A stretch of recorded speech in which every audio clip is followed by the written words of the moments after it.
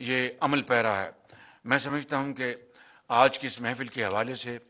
میں یہ آپ کو یقین دلاتا ہوں، ہماری حکومت کی مدت 14 اگست کو ختم ہو جائے گی۔ اس کے بعد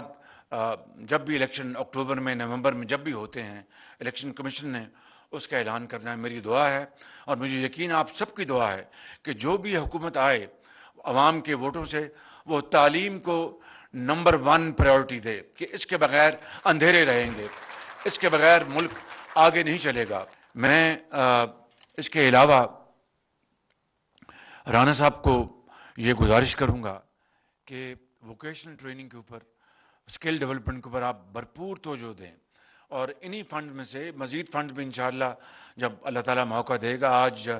دعا کریں کہ ورلڈ بینک IMF کی آج میٹنگ ہے بورڈ کی، وہاں پر ہمارا جو IMF کا پروگرام جو ہے وہ آج اپروو ہو جائے۔ لیکن یہ کوئی میں بار بار یہی لفظ دہراؤں گا کہ یہ لمحہ فخریہ نہیں ہے، یہ لمحہ فکریہ ہے۔ یہ کوئی بہت